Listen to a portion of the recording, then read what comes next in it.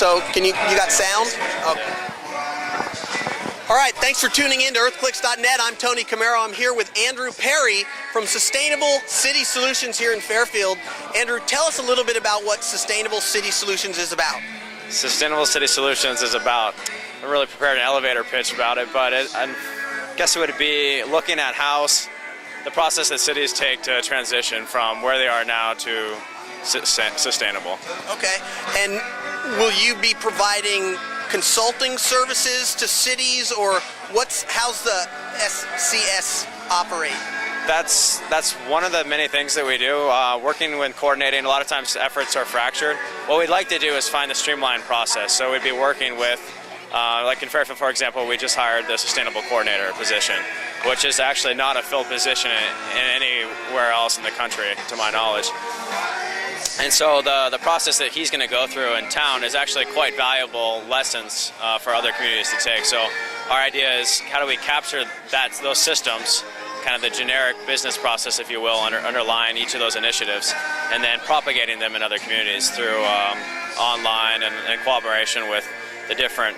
Because usually what you'll find is within any community, maybe only 5%, a very small percentage of the population are the ones that are actively pursuing these initiatives. And so how do we identify those people and give them the tools and the information they need to get what they want to do, to accomplish the initiatives they're working on? Okay, great. So how many people are involved with the group?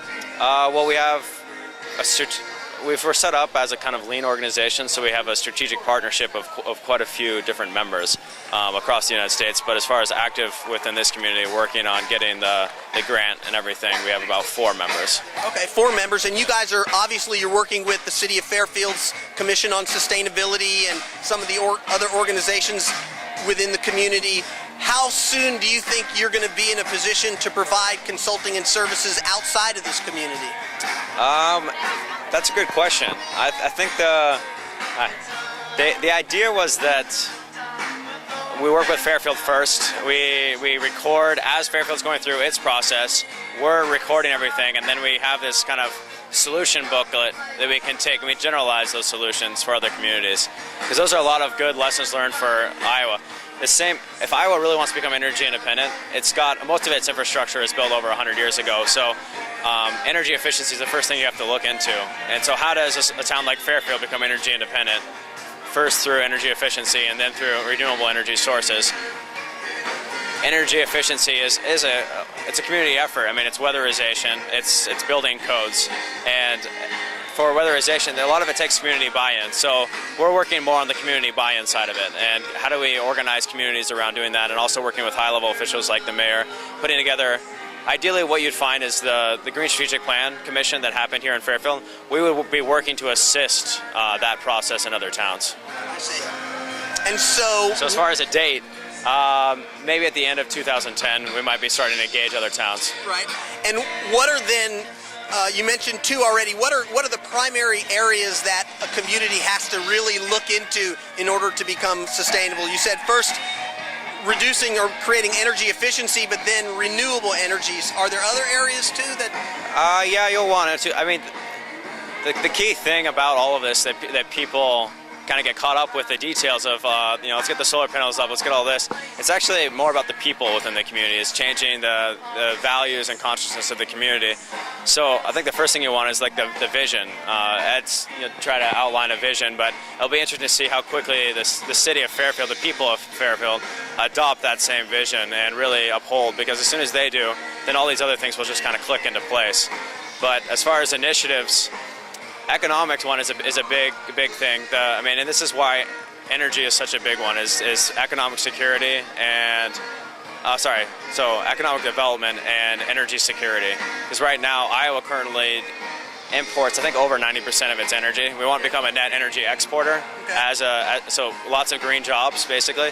And as far as economic development, I think Iowa's increased its wind turbine energy production within this last 10 years, but I think 10 years ago about 98 cents of every dollar that was spent on energy in Iowa left the state immediately, or left the community immediately. Okay. And then I think 80% of that dollar, which is 80 cents of every dollar spent on energy, leaves the state of Iowa. So if you think of the state of Iowa as a bucket, and all the water coming in is the economic things are going, you have all these leaks that are just leaving the community. So energy is a great one to capture some of those resources. As far as other initiatives in the community, watershed's another important one. Building policies, building codes, and I'd say food. I think food is a big one. Yeah, there's a lot of food production here in Fairfield. We're Iowa's got so much food production, and I know there's a few organizations that are modeling how to create sustainable food production in Fairfield, and hopefully we'll have an opportunity to chat with some of them today. Yeah, absolutely. But we spoke briefly with the tidal wave group that was focused on this idea of inspiring and educating people about their values.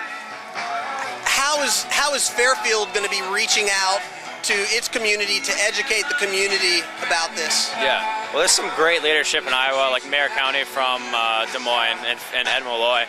These are mayors that are kind of pioneers in their area. Even like this position, the sustainable coordinator, it's not a position that's known. And the people on the state level who have funded this stuff are really looking forward to see how this turns out, because they're trailblazers right now. And if the people see that it succeeds, that it